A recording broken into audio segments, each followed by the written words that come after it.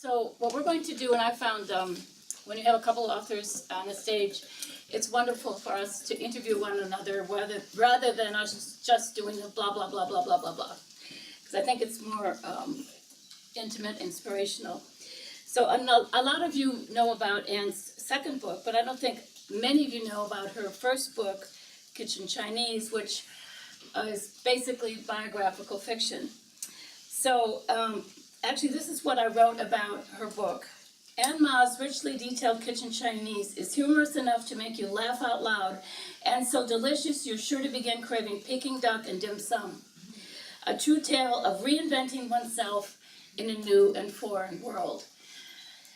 So the first question I want to ask you, Ann, is you've lived in many of the world's major capitals, Beijing, Paris, and now New York.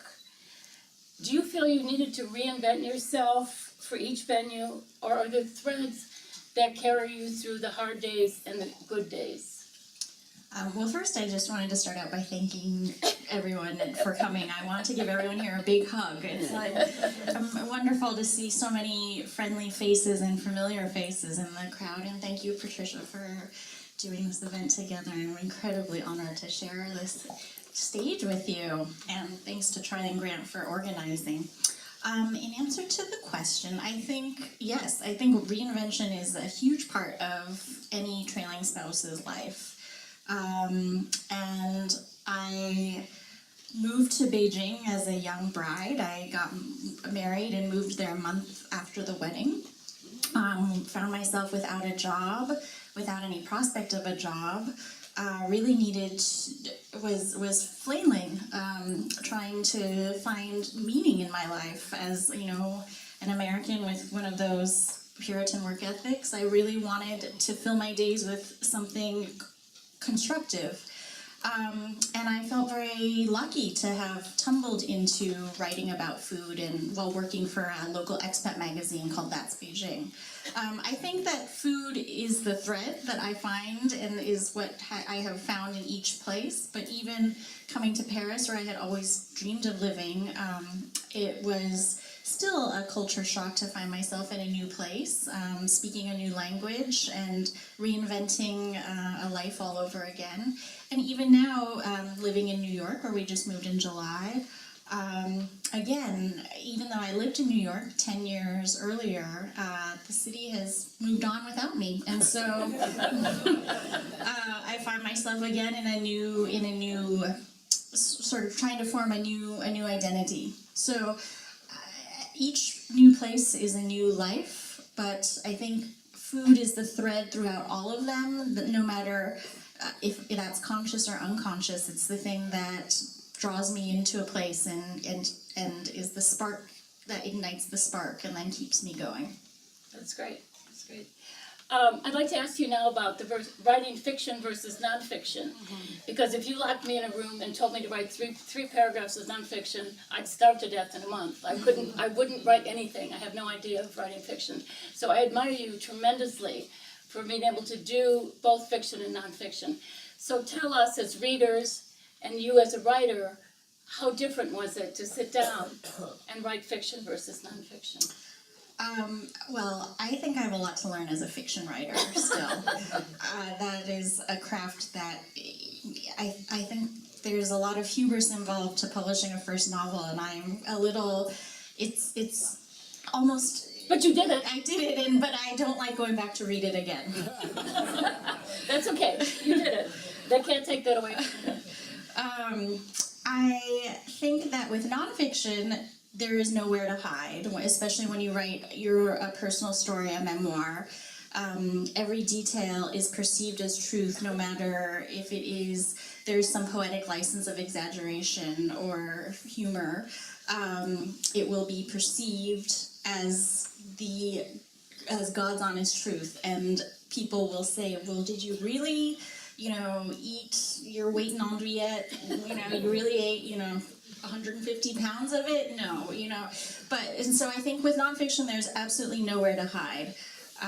With fiction, there's everywhere to hide. There's metaphor, there's, the the metaphor of a story, the metaphor of characters who may or may not resemble or be drawn from your own life.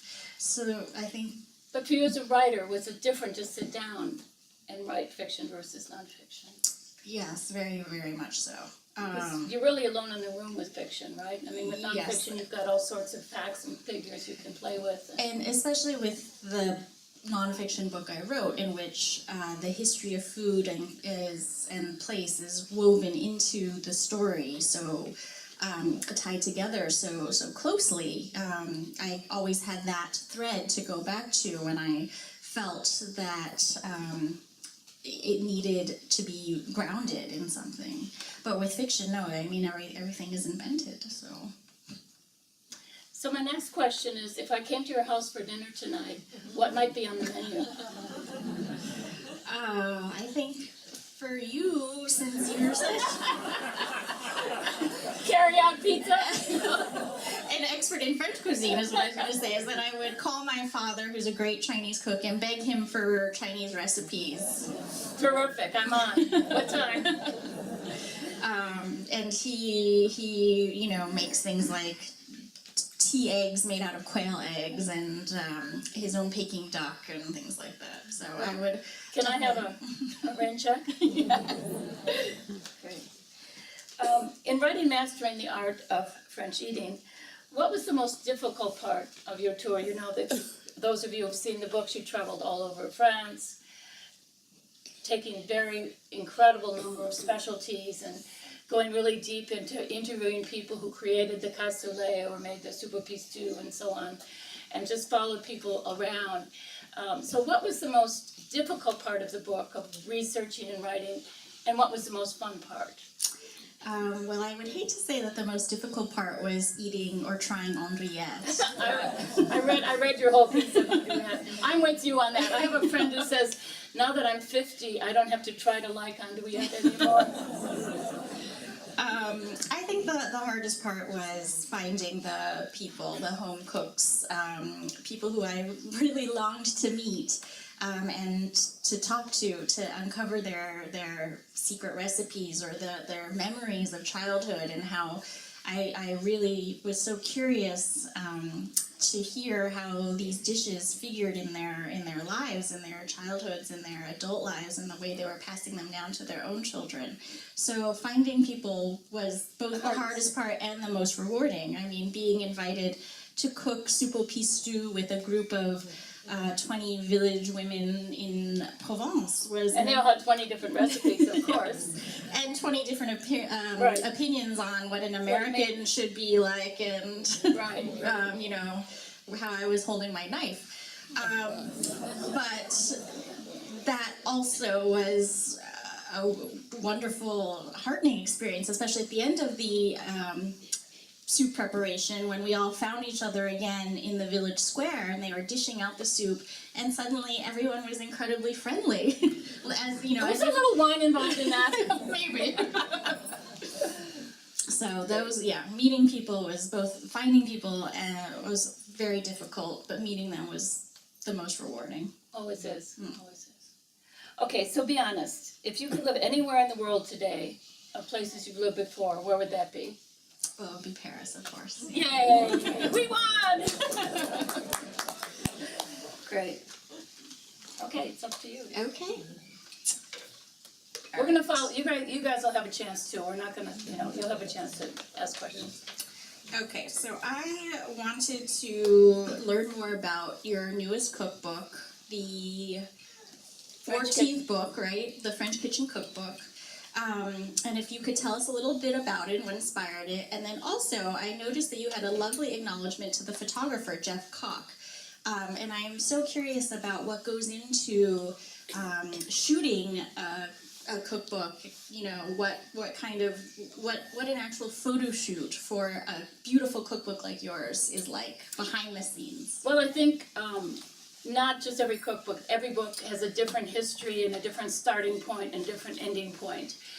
But with this book, because I've been doing cooking classes since 1995, I thought it was time to kind of pull together what I've learned, what I hope my students have learned, the recipes. For instance, we do at the end of the week, we do we all vote for the best taste of the week, the best thing we've cooked, and so that it helps me know what to continue with. You know, I'm very conscious of what turns people on, what they like, what they don't like. So I try to put in this book as many recipes as possible as I felt that people learned from.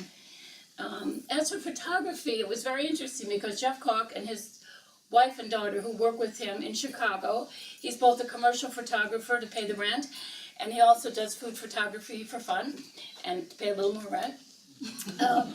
But they came to my class many years ago, all three of them, and when I was deciding to do, I think it was the salad cookbook, I emailed him and said, do you think you could photograph this book? And so they came and they did that.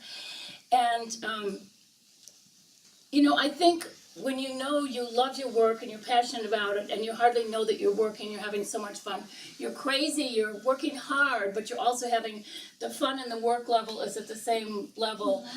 And that's the way it is with working with Jeff and his wife and daughter. I mean, we plan way ahead, we'll decide how many photographs we're going to do that day, and everything is done naturally. We find the best place to shoot everything. We all do the styling together, and then about 3 o'clock when we're all done, we get to sit down and eat it all, and open a bottle of wine. No, I think that when you have a lot of professionals working together on something like that, it's a very collaborative effort, and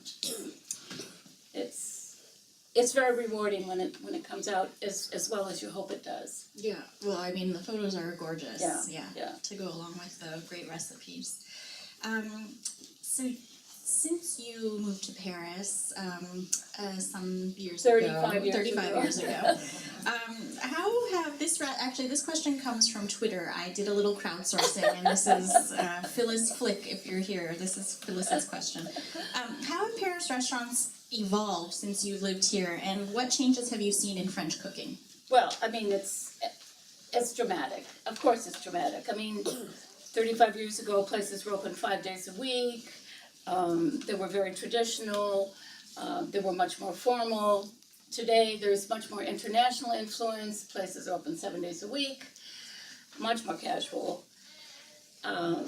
It's dramatic, and yet there are many restaurants that I could say, like Chez Georges and Rue de Mai. There are lots of restaurants that I still go back to and love. So, fortunately, there's still the oldies we love and all the new places that are opening up. So of course it's dramatic, but I think it's also, the world has changed so much. I mean, if you go to Beijing, you go to New York, you go to Paris, you can find the same restaurants, the same cuisine, and you can consider that good or bad, but it's the fact. All right, how did you get started in food writing? And sort of tying on to that question, how has the internet and blogs changed the work you do? And for young food writers starting out, what advice would you give? Well, I always like to say that I ate before I wrote.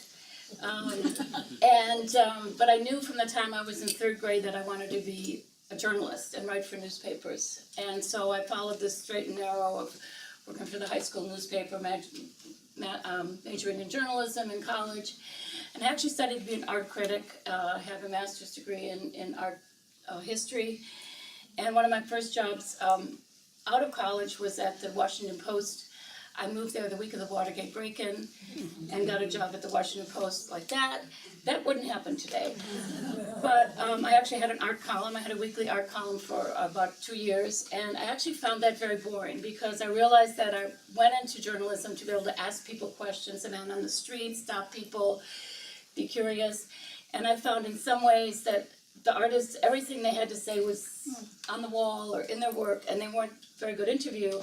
And the other thing is I would go into the Smithsonian and write a story about African art of the 14th century or whatever, and there was nobody to talk to but the curator. So there wasn't this give and take.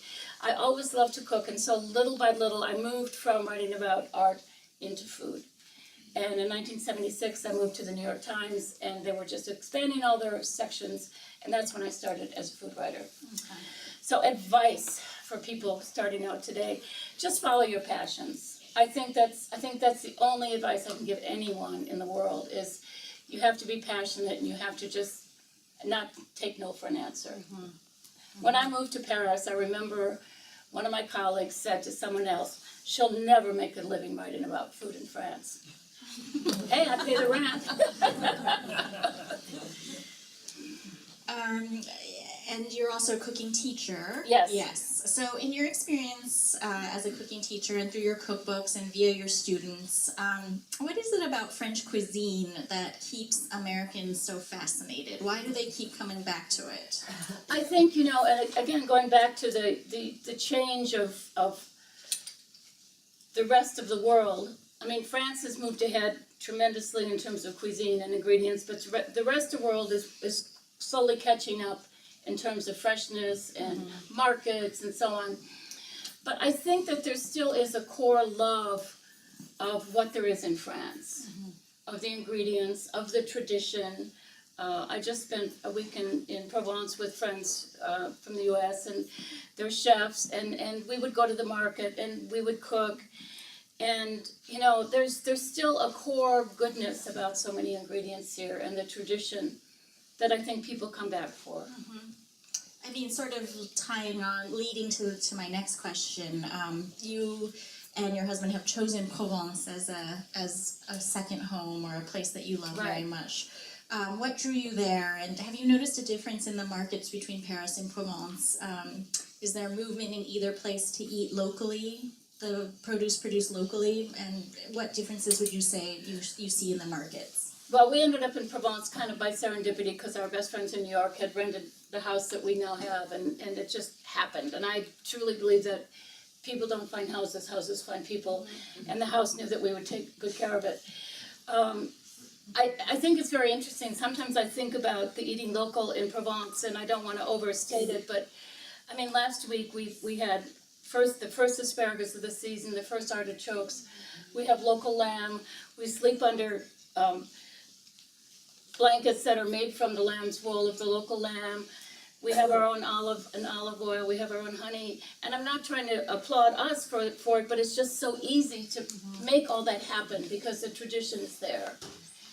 And certainly the eat local has always been there. It hasn't changed. And then I think it only gets better. I mean, there used to be 4 kinds of potatoes, now there are 93, and I'm really confused about which potato I use for X, Y, and Z. I wish they would just cut it down to about 10 so we could think about all those things. But again, there's less international influence, but there's always been the Vietnamese influence there, and Asian influence in Provence, and Moroccan influence.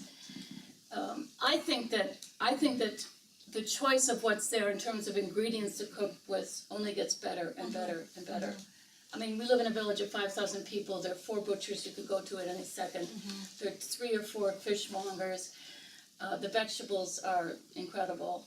I mean, even now this is at Christmas time, I couldn't believe it. At the Super U, I found fresh cranberries and yuzu, fresh yuzu. I mean, this is it's amazing what's available today. Okay, well, I thought I would finish up by asking some James Lipton-style rapid-fire questions. So... Now, are we both answering these? We can, yes. Okay. Great, okay.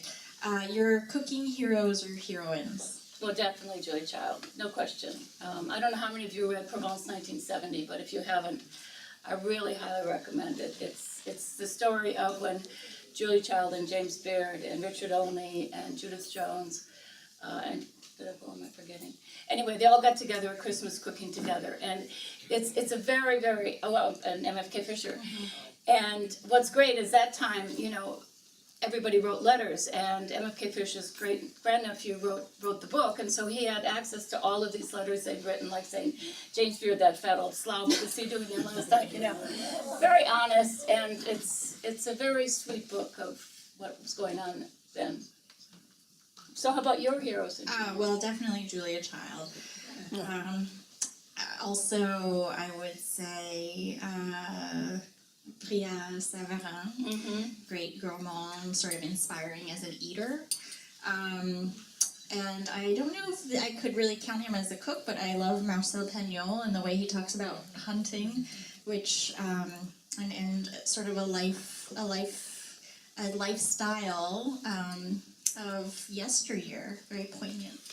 I'd have to say also that Joel Robuchon, who I worked with for many years, he still influences me. I mean, I'm doing something and I can hear him like right behind me, Patricia! Did you season that? Did you season that chicken before? Did you take it out of the oven at the right moment and season it right then? I still hear him talking to me about these things, and it's very influential and inspiring. It makes me shake. Okay, fine dining or home cooking? Well, there's a time for everything. I mean, I think most of the time, I often think if I didn't do what I do, would I eat out as much as I do? I probably still would. But we love to cook at home, and it's like, are we in tonight? It's that kind of feeling, because I love both of them. But there's nothing better than knowing that you don't have to go shopping and cook tonight. Yeah. In fact, I used to joke that, it was so nice when I'd get up in the morning years ago and I'd make my reservation for the eat, and it was like, whew, we're done now. I can just sit and write all day. How about you? I would say home cooking, but not cooked by me. Oh, really? Who does the home Although I love to cook. I love to cook, don't get me wrong. But Who does the home cooking? But I mean home cooking like by other grandmothers. Oh, okay. Yeah. Like those kind people who invited me into their homes. Favorite comfort food? Pizza. Homemade pizza. Now we have it, my husband and I we have it down to the most fabulous. I mean, we make our own sausages, everything is homemade, the dough, everything. We know exactly which oven to put it into, and I love it. I know your pizza recipe sounds really delicious, inspiring. For me, I would say toast. Toast! Yeah. Great. Favorite city to eat in outside of France? Oh, wow. That's really hard. We were just in San Sebastian this summer, and I think that's such a great place. I mean, we would go out to this grand restaurant for lunch, and then at night we'd just go around and have all the tapas. I love that. It's something you can't find as far as I know in the rest of the world so easily. Just walk out there and you're there. For me, I love Spanish food, so it would be either Barcelona or Hong Kong. Oh yeah. Favorite season for produce? Spring, asparagus. I brought some back from Provence today. Yeah. I love asparagus and artichokes. The A veggies. And strawberries. Yes, not yet, but they'll be soon. And final question, favorite music for cooking? Oh. Well, there is a song written for me called Patricia by Todd Murray, and I listen to that a lot. A lot of jazz and Jane Monheit, a lot of jazz.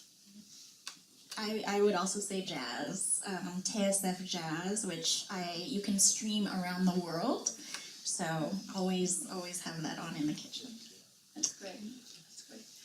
Shall we open it up to the rest of the crowd here? I feel like I'm in the audience, I forget I'm up here. First question, who would like it?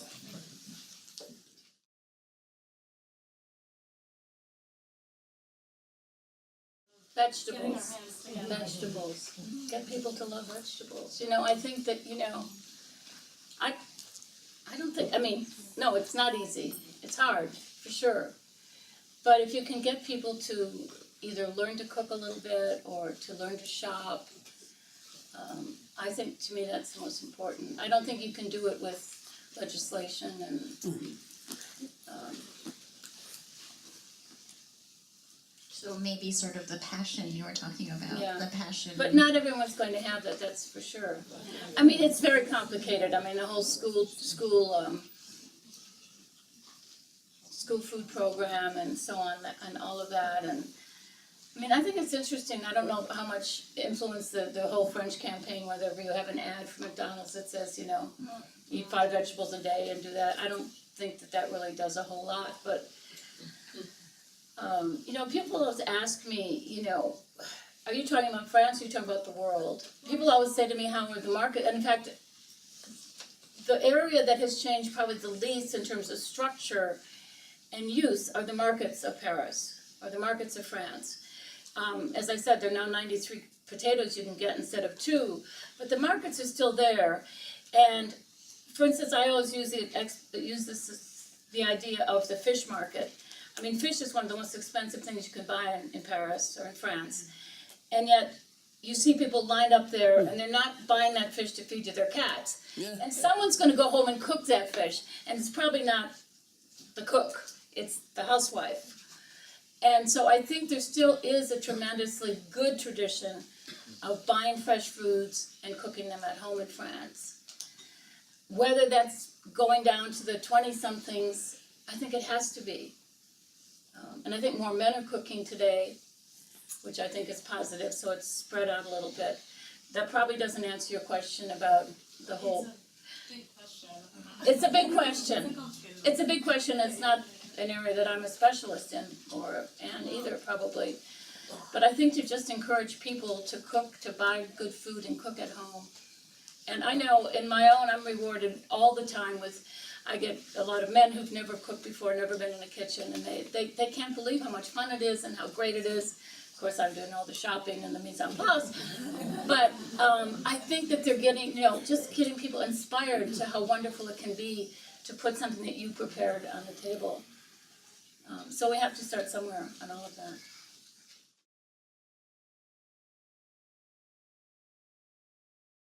I think that I've gone up and down on him over the last 30 years.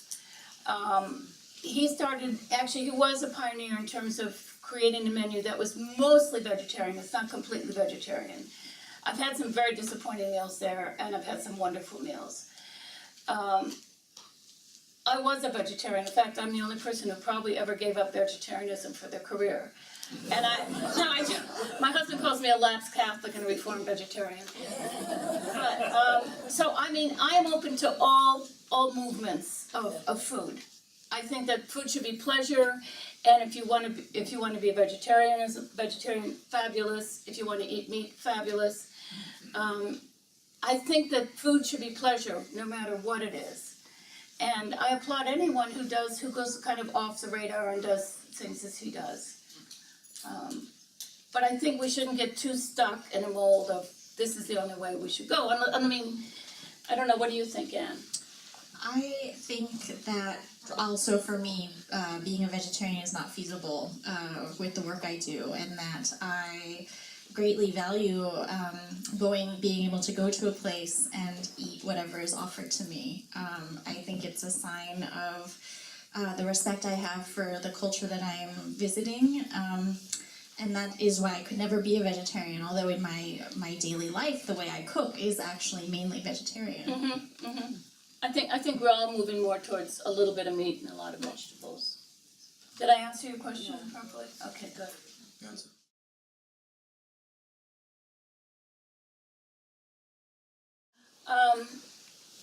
I like the openness, the internationalness. I don't like how cruddy can we be? How bare bones can we be? How loud can we be? And I think what bothers me the most is there's too many, I sound like an old lady now, but there are too many young people who think that they invented vegetables, they invented freshness, they invented coffee beans. It's like, that's been around a little bit. So that bothers me a lot. People who think there's no history, that they invented everything. But I think, look, I think the internationalness can get a little bit too suffocating, and like the newness, everything has to be new. I'm always sad, and I'm guilty as anyone of writing about something and then just sort of forgetting about the place because there's too many new places, and then you don't get back to this place for a year, and you sort of think, is that place still alive? Does that place still exist? The other thing that's happening, which I think is very negative, is too many people are starting too many places. Mm-hmm. I mean, it's like the Seattle effect where one chef has 14 restaurants. Nobody can do 14 restaurants except Joel Rochon. Mm-hmm. But when do you say stop on some of these things? Why not just have one gorgeous, wonderful place? Mm-hmm. And But, so that's my opinion. I agree. Trends I like small places. I like places where there's just one person and maybe a server. I like fresh, obviously seasonal food. Things I hate the cronut. More in New York, yeah. I like the idea of reinventing a classic pastry like eclairs. I think it's really fresh and fun to have them in a savory format. Yeah.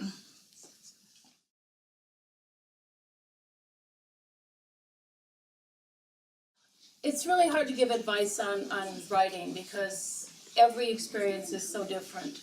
Of all my books, I've had, different experiences in terms of my own ideas, my own performance, my own production.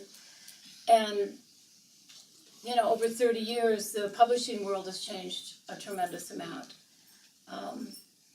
It's very interesting because the 5th edition of Food Lover's Guide to Paris is coming out, and I've been frustrated in that the publisher wants to pretend it's a brand new book, and I want to say, look, I've been working on this for 30 years, but it's very interesting. It's taken me a long time to realize what they want is a whole new audience. They don't want people who know me and know the book already, because they figure those people will buy the book. What they want is the 20-somethings who've never heard of the book, and they want to believe that it's a new book, not a totally revisited and revised, and so on and so forth. So, publishing has changed dramatically over the last many years because it's much harder to get these books out. You've got the digital sales and the paper sales. It's just it's a confusing world out there. And so I think I don't know if you agree with me, but I think that there's no steady path as there used to be pretty much. Like, certain books would come out for Christmas time, and certain cookbooks would come out for Mother's Day. Now there's just like no season, no specific moment for those things. So I think, and then there's also all of the TV stars. So you've got to figure out where you fit into that whole picture, and I don't think there's any one simple answer to that. I think if I can chime in on the place that you should take Australians to, I would say for me it would be like a fromagerie that's run by a Maire Ouvrier de France, something like that, or a bakery that's run by a Maire Ouvrier de France. Someone who is truly a learned expert in their field and has proven themselves in a competition and through many years of preparation and study. Yes, absolutely. I think in terms of writing a cookbook, the best advice I could give is test your recipes more times than you ever think you would want to eat them until you have them basically running through your veins, because that's really your capital, or your recipes, and how good they are if they work.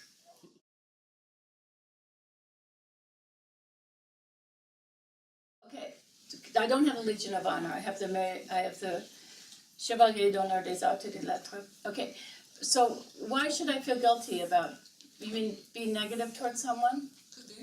A chef once came to me and he said, thank you for your negative review, because you made me realize that I was not in a good place at that moment and I wasn't doing my best work. The interesting thing, when I got my Chevalier d'Honneur des Arts et des Lettres, was from Jack Lang in the 80s. And I was coming back from Iran and picked up my mail at the concierge's, she just handed it to me as I was coming in. And at that time I was working on the Food Lover's Guide to France, and as you can imagine, back then the only way to get information was through the mail. There was no fax, no FedEx, no nothing. And so I would send away to all these restaurants for menus, and I would get a stack of menus every day like this. And so I was going through, and I was thinking, I should throw this away, I should throw this away, throw this away. And I'm going up in the elevator, and I open up this letter from Jack Lang. I thought I didn't throw that one away. That was pretty wonderful. Thank you. You're welcome.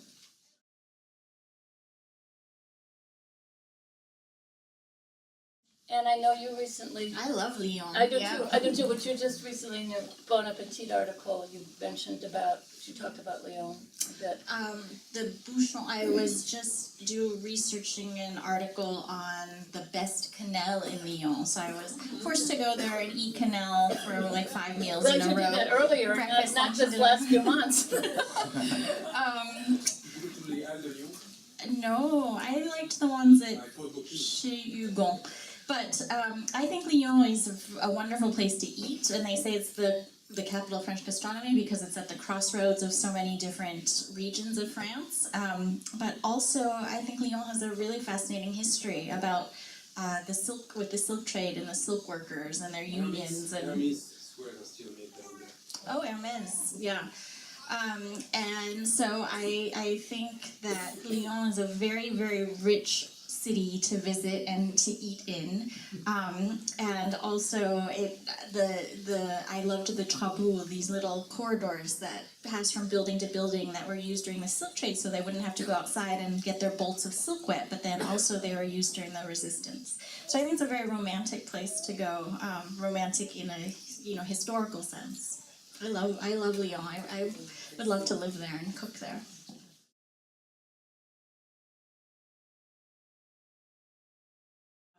When I turned in a first draft of the book, it was very skimpy on personal story, and I was strongly encouraged to add a lot more. I think it's very hard, very hard to write about yourself. I know when it was suggested that my husband and I write our memoir, I said, I'm too young to write a memoir. But we did we drew straws and said, okay, this is your chapter and this is your chapter, and things did kind of write themselves a little bit. But I'm glad it's done.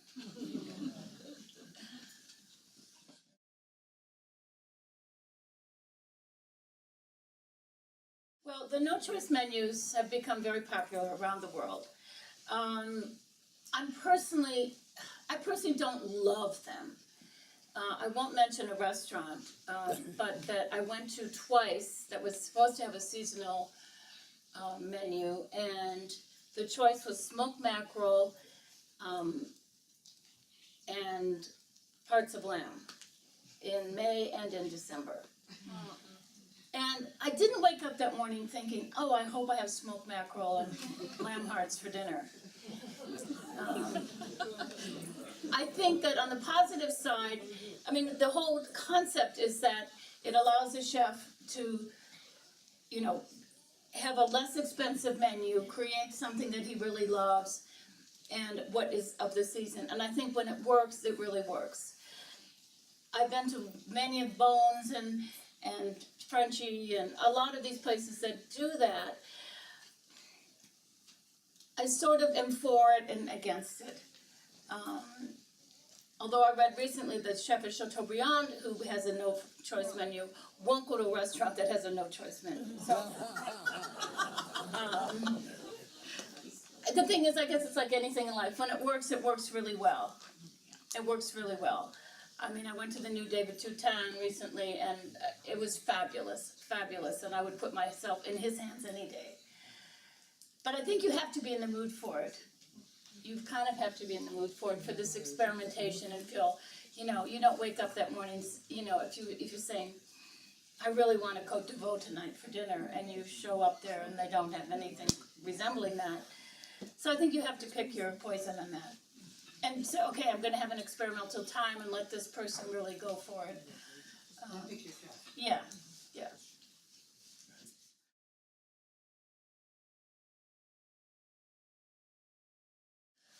Well, I think, first of all, we can't say that anything frozen is necessarily negative. I mean, we have to be broader in that. I once went to just a little side of the road place, and they had the most incredible French fries, and I was like, oh, where did you get these? And I said, oh, they're from, whatever.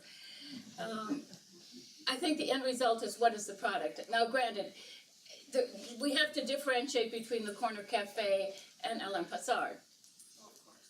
I mean, But you still have to spend 300 euros to be insured, like, something that you know was picked at least a few days ago.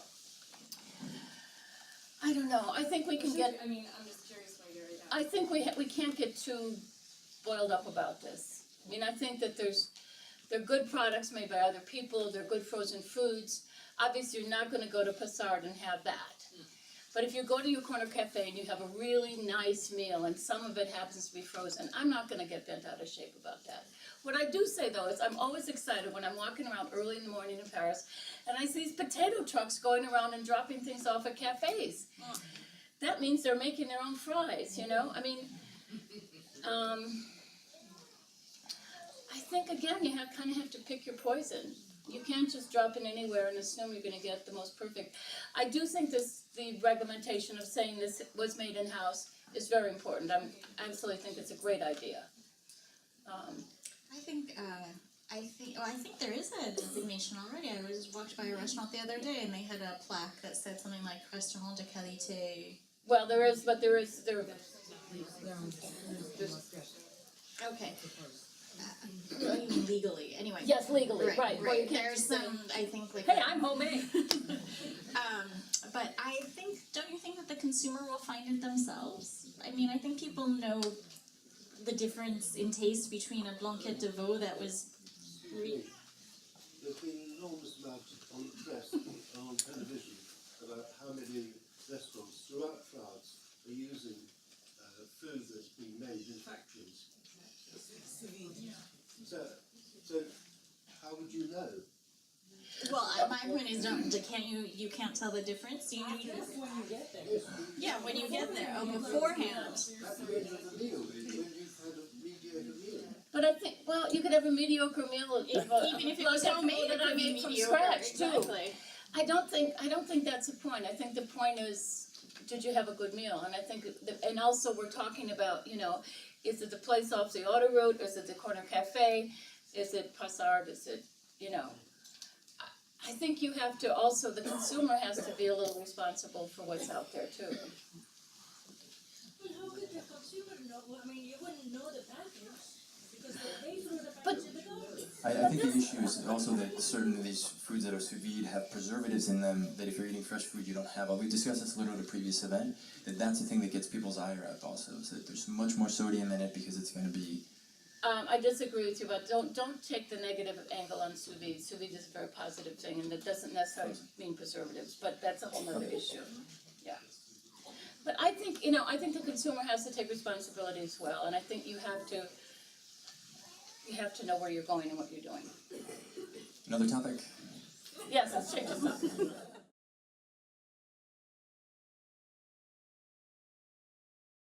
I probably did everybody hear the question about changes one might make for writing for the American audience? 30 years ago, my sister lives in Raleigh, North Carolina, and I kind of used a gauge, if she could get it in her local supermarket, I could write about it. And there's almost nothing you can't find anymore, so it's much easier. Also, I can either send people to my website where I have an Amazon store, and so you can find things everywhere today, basically. Except the Moroccan feuille de brique is very hard to find. That's the one thing that's Well, I have a few recipes in my book, like aligot from Aveyron. Oh yes, that's very hard, yeah. You can't find the thon fraîche anywhere really in the United States, and possibly not even outside of Aveyron as freshly as you can find it there. And I did have to substitute, and I substituted with very, very fresh mozzarella, which is not the same at all, but they're both curd cheeses, so. But it's also okay that some of these things can only be found in very small places. I mean, then we shouldn't have everything available everywhere all the time.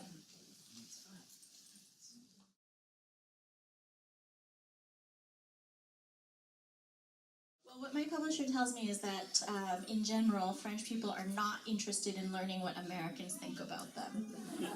Well, what have you found with your books?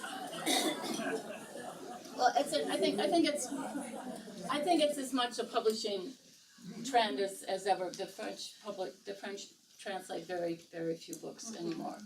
And when my first books came out, they were always in French and German and Dutch and Portuguese. And the last book that was translated, I think, was Vegetable Harvest, so it's like 3 or 4 books ago. There's almost no market for translated books in the food area today. Well, you can tell your publisher almost sure that there is at least one French. Okay. Why is that? Why is that? I just wonder. Why is that? Money.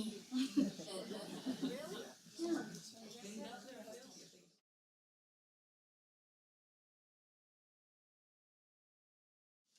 Not, well, the house and also just our village, just in terms of what's available.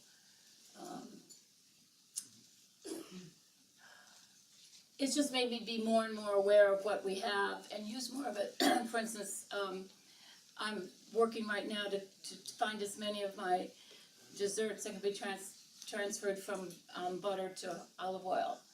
And I've been doing some really lovely dishes about baume de Venise and olive oil cake, using as many local ingredients as I can. An olive oil brioche that I've just been working on. To try to even make things more and more local and use our ingredients, so using our local honey. And it makes me feel really good when I do that. Is that the next book? I promised myself and my husband and everyone around me that for the next year, I'm not even going to talk about the next book. So, I figured two new books in 6 months is enough.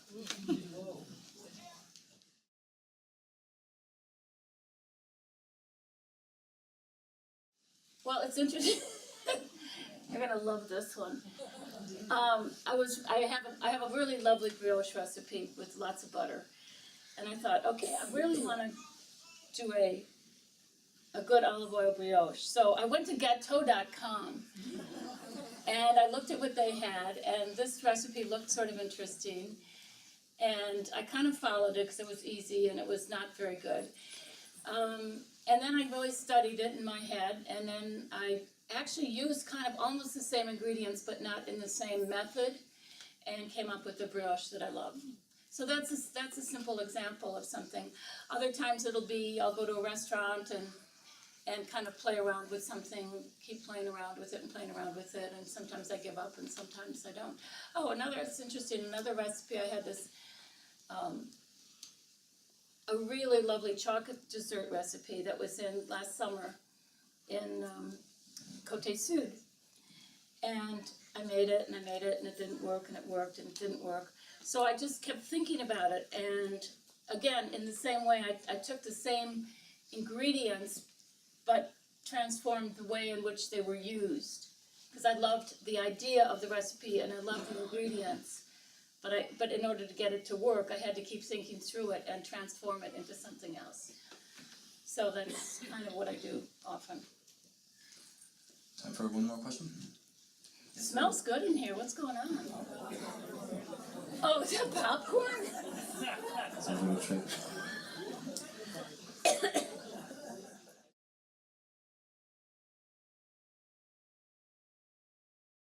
I kept thinking that would happen with Henriette, but it just never did. I usually mostly like everything right away. Mostly. I mean, I like things less than others, but it's really rare that I don't like something. Yeah, I think similarly, I usually have a gut reaction to a restaurant that starts even from before I receive a bite to eat. Sure. And then grows from there. But rarely do I change my mind.